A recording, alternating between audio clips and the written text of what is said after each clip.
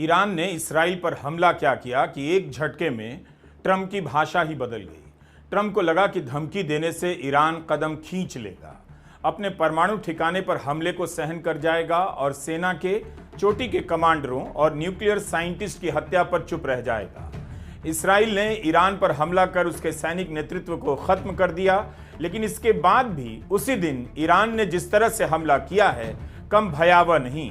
भले ही ईरान की वायुसेना मजबूत नहीं मानी जाती है, लेकिन ईरान ने अपने इरादों से इसराइल को डरा तो दिया ही होगा।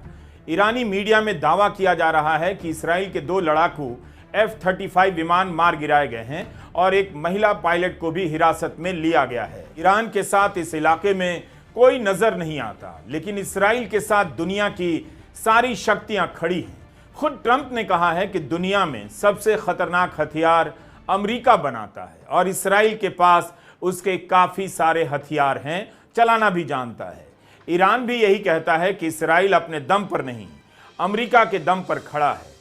हर कोई मानता है कि ईरान इसराइल की बराबरी नहीं कर सकता, लेकिन 13 जून की रात ईरान इसराइल पर भारी पड़ता नजर आया। लेकिन अपने अस्तित्व के मिट जाने के खतरे के बीच ईरान ने जिस तरह से हमला किया है, इस युद्ध को वीडियो गेम समझकर देखने वालों को अपने हौसले से दहशत में उसने डाल दिया है।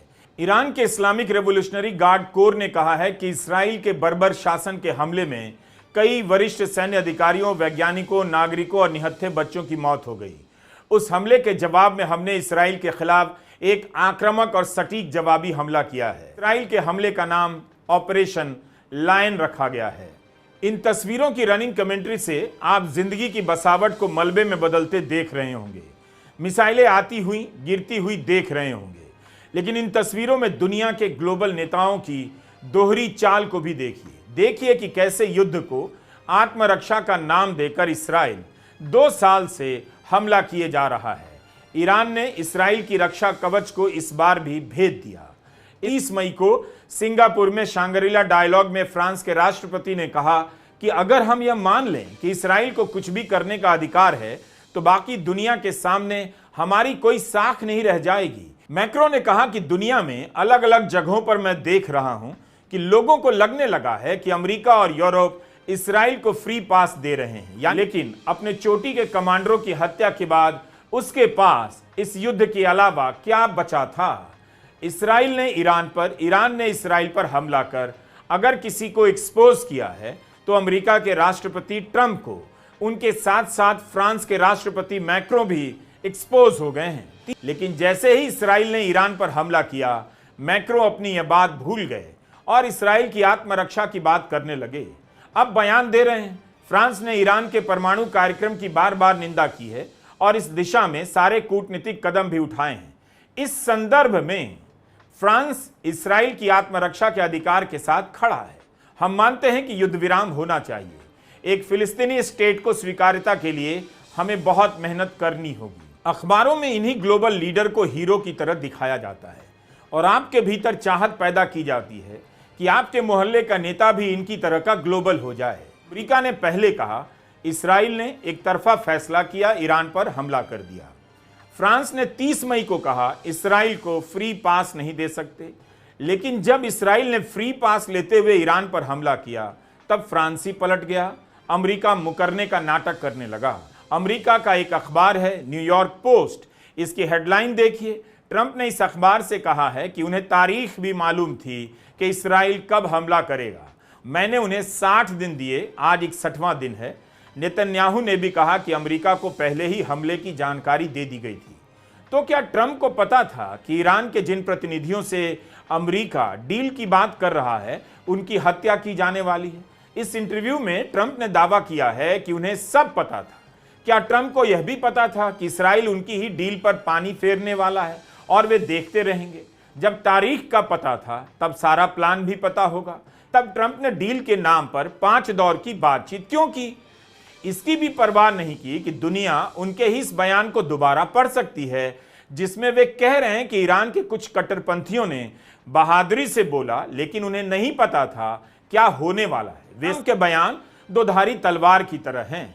इसराइल के हमले की निंदा नहीं करते, विनाश और मृत्यु की बात करते हैं और इसराइल हमला ना करे, इसकी जिम्मेदारी ईरान पर डाल देते हैं। मतलब इसराइल को नहीं रोक सकते, उसे कोई चांस नहीं दिया जा रहा, बस ईरान पर हमला हो रहा है, ईरान को डील करने का चांस दिया जा रहा है। अमेरिका का एक चैनल है ABC, इससे राष्ट्रपति ट्रंप ने कहा है कि ईरान पर इसराइल का हमला एक्सेलेंट था। कोई हमला एक्सेलेंट कैसे हो सकता है? साफ है कि अमेरिका इसराइल के साथ है। वो इसराइल के हमले की निंदा नहीं कर रहा है, बल्कि हमले को एक्सेलेंट बता रहा है। भारत में लोग कह रहे हैं ट्रंप की बात इसराइल नहीं मान रहा, यूक्रेन नहीं मान रहा, रूस और यूक्रेन के बीच युद्ध जारी है, ईरान इसराइल के बीच जंग जारी है। भारत क्यों इतनी जल्दी फोन आते ही सीज फायर के लिए तैयार हो गया? प्रधानमंत्री मोदी बोल ही नहीं पाते, तो क्या ट्रंप का वो नंबर डिलीट हो गया है जिससे फोन कर उन्होंने भारत और पाकिस्तान के बीच सीज फायर करवा दिया? कम से कम उसी फोन से ईरान को भी डायल कर देते और इसराइल को भी मिला देते। प्रधानमंत्री मोदी की चुप्पी की वजह समझ नहीं आती। कांग्रेस हर दिन यह सवाल करती है और कोई जवाब नहीं आता। इसी साल फरवरी में जब इसराइल के प्रधानमंत्री बेन्यामिन नेतन्याहू वॉशिंगटन आए, तब ट्रंप ने कहा कि वे मुझे कभी भी शांति के लिए नोबेल पुरस्कार नहीं देंगे। ऐसे शांति पुरस्कार तो ओबामा को भी दिया गया, जिनके कार्यकाल में अमेरिका ने न जाने कितने देशों पर हमला किया। मांगने की भी क्या जरूरत है? मार्केट से एक मेडल ले आइए और उस पर नोबेल पुरस्कार लिख दीजिए, कौन विरोध करेगा? कम से कम भारत के प्रधानमंत्री मोदी तो इस पर एक शब्द नहीं बोलेंगे। वैसे भी ट्रंप ने 40 करोड़ लेकर नागरिकता देने का एक गोल्ड कार्ड जारी किया है। इसी तरह का नोबेल शांति कार्ड भी जारी कर सकते हैं। ईरान और इसराइल के बीच जंग को लेकर विदेश मंत्री एस जयशंकर का ट्वीट कूटनीति के इतिहास का शानदार दस्तावेज है। अगर किसी को भी लगता है कि विदेश मंत्री बनना मुश्किल काम है, इसके लिए खास योग्यता की जरूरत होती है, तो वो बिल्कुल गलत है। यह जयशंकर का ट्वीट है। इसराइल के विदेश मंत्री का फोन आया था, फिर दूसरा ट्वीट करते हैं ईरान के विदेश मंत्री से फोन पर बात हुई। आप ही बताइए, एक का फोन आया था, एक से फोन पर बात हुई। इस सूचना से क्या कोई अर्थ निकलता है? यहां मिसाइलें चल रही हैं, लोग मर रहे हैं और विदेश मंत्री फोन आने और फोन करने की सूचना दे रहे हैं। सूचना ही देनी थी तो भारत ने क्या कहा, कम से कम यही बता देते। कब किससे मिले, किसे फोन किया, क्या यही जानना है इतनी बड़ी लड़ाई में? जो बयान आते हैं ग्लोबल लीडरों के, उनसे ध्यान ही भटकता है। जनता ने अपनी तरफ से लगता है उन्हें अंतिम गारंटी दे दी है कि राष्ट्रीय सुरक्षा और आत्मरक्षा के नाम पर आप कुछ भी कर सकते हैं, और वो कुछ भी कर रहे हैं। इसलिए कभी कुछ बोलते हैं, कभी कुछ बोलते हैं। जनता क्या सोचेगी इसकी परवाह नहीं करते।